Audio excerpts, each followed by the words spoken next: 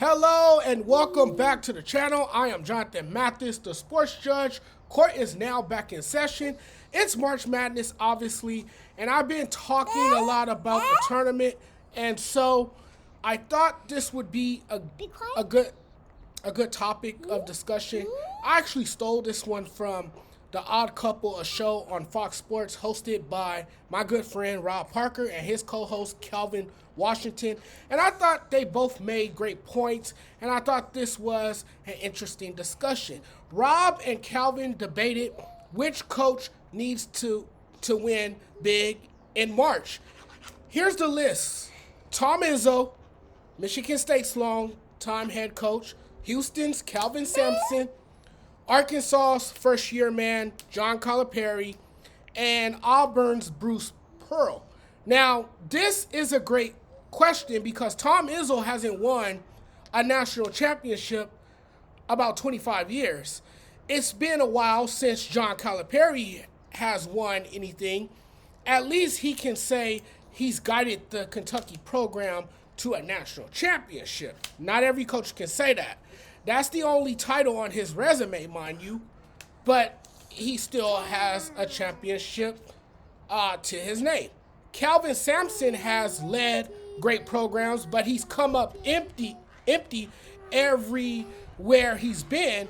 And the last couple of years now, he's had a historically good Houston squad that came close but couldn't quite finish the job. Then there's Bruce Pearl. And he's done one of the great building jobs in the history of college basketball at Auburn. So those are four coaches we're looking at as we debate which coach needs this one.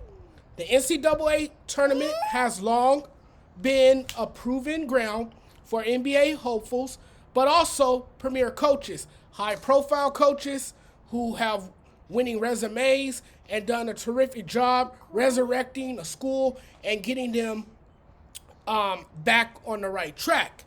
This is where legends are made in the tournament. This is the time of year when coaches make a name for themselves. It's almost as if some of these coaches are auditioning for the best job available, and if they go on this incredible run and guide their team deep into the tournament, then a lot of times they're lucky enough to earn their payday and go coach a premier program. We see this all the time in college sports. So they've identified four coaches in this tournament, and all four of them have interesting stories, a background, and a resume, and individual accomplishments. We throw things out there like we often say their legacies are on the line. I wouldn't go that far, but they definitely have something to prove. And seeing what Kevin Sampson and Bruce Pearl are able to do despite all of the transgressions, I feel like they have the most to prove. I think if I had to choose one, though, it would be Kevin Sampson. With a national title under his name, I think he would have his reputation or legacy bolstered the most by winning a national championship. To me, it's Kevin Sampson.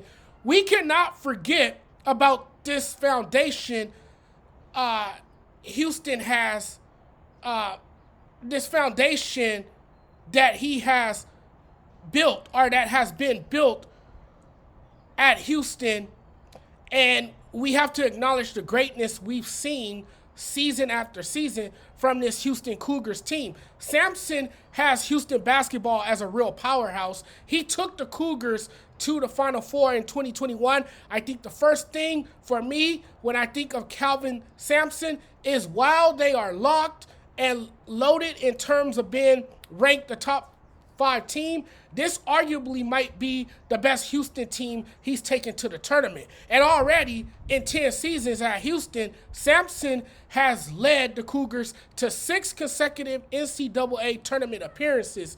We've seen his team in heartbreaking losses in past tournaments. They've been right there.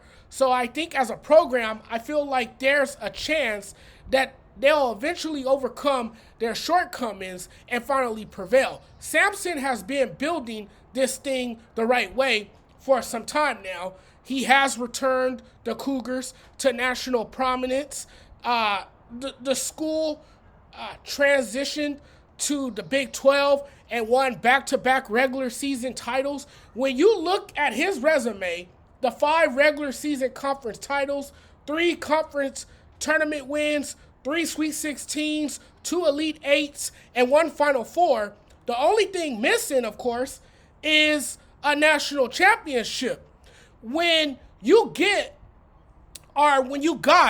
a good squad, 3 proven scorers, a suffocating defense year after year, usually a recipe for success. To me, you have something to prove. The talking point should be, can he win the big one? This is a team that's going to be in play every March. We know that, but can they finally win it all? Cut down the nets. This is his year to finally get over the hump. One name that stands out to a lot of people or pops up is John Calipari because, well, yes, he's living off a national title from 13 years ago. It's been a while since he took a program to the national title. Maybe in most people's eyes, he needs a win because it didn't end well for him at Kentucky. His tenure came to a sudden and unexpected end. And so he's probably best remembered in Kentucky for failing to advance the Wildcats to the second weekend of the NCAA tournament in his last 5 chances. But he leaves Lexington, takes the job in Arkansas, and now he's all of a sudden the Andy Reid of college basketball and already advanced the Razorbacks to the Sweet 16, ushering in what is a new era. He's shown in the past that he can recruit the best, continually replenish his roster with elite talent. When you look at what he's done, I mean, he's known for style, pioneering the one-and-done system. And to me, it's clear and obvious that the amount of high-level talent he sent to the NBA over his time spent at Kentucky, that he will always be celebrated for that. I get what people may say about Calipari and how they feel about him.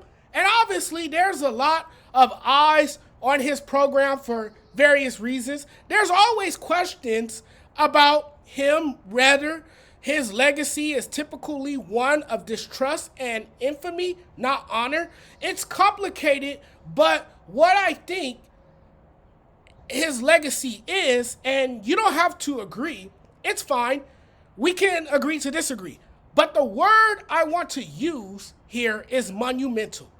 It's all about the impact he's had on kids' lives just because the kind of guy he is. I believe him when he says he's concerned with getting kids to the league and making sure their families are taken care of. And I think one of the things he never gets enough credit for is that it's simply that, but also the fact that he has one national title under his belt, having loaded and stacked teams. John Wall, DeMarcus Cousins, Anthony Davis, Devin Booker, Eric Bledsoe. Way back when he coached at Memphis, he had Derrick Rose and Chris Douglas Roberts. You can go back to his days at UMass where he had Marcus Camby.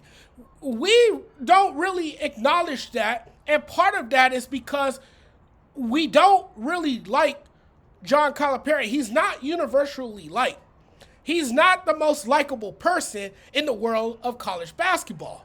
It's just somebody who is there and you have no choice but to deal with him. So among the general public, he would be the popular choice, but not to me. It's Kelvin for me, and a close second would be Bruce Pearl, Auburn's coach. His body of work speaks for itself. I can honestly put him in the same category of Kevin Sampson. A trip to the Final Four and a national title would help bolster his already impressive resume and embed himself as part of Auburn's history. But I like Kevin Sampson. It's the way he runs his program. He's a really good coach, a solid coach, has won everywhere he's been, just could never get over the hump. And maybe this is their year. We'll see. Winning, like I always say, winning cures everything. But the thing is about his troubling past is that we, know this will forever follow him, never to be erased. I don't know if anybody would care years from now about him making a few bad phone calls. We all know the story about him having 17 inappropriate phone calls. If he wins, all that is hush-hush.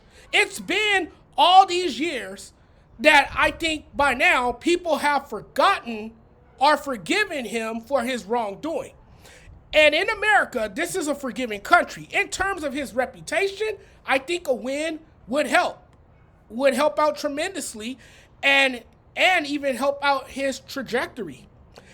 A win changes everything. If you win at the end of the day, that's all people really care about. They won't have anything bad to say about you. I can honestly say he's been everything for that program, and a national title would be the cherry on the top. So my guy is Kevin Sampson. All right, everybody. I thought that would be a fun hot take, something to talk about, something different in the world of sports. And I came out here on my patio. My daughter was out here with me, but she got bored, obviously, went back in the house. So I'm just out here chilling. I wanted to show you guys my shirt today. You guys seen the shirt a few times. I got the SpongeBob graphic tee on. Sneakerhead SpongeBob. He's wearing the ones like I have on my feet today. But guys, it's been a pleasure as always. I'm gonna get out of here now. I'm gonna wrap this up. But before I go, make sure you guys hit the subscribe button. Also, keep up with your boy on various platforms. I'm on Instagram, the Sports Judge 85. That's TikTok, the Sports Judge 85. On Instagram, Sports Judge 85. You guys can also follow the fan page. Make sure you guys do like and follow. On Facebook, just type in the Sports Judge and my page should pop up. Like and follow. But guys, I'm checking out of here now. I want to get back to what I was doing. I was watching these games closely, keeping an eye on these games, and we'll talk again sometime soon. But guys, thanks for watching. Talk to you guys again very, very soon. Have a great rest of your night. Peace.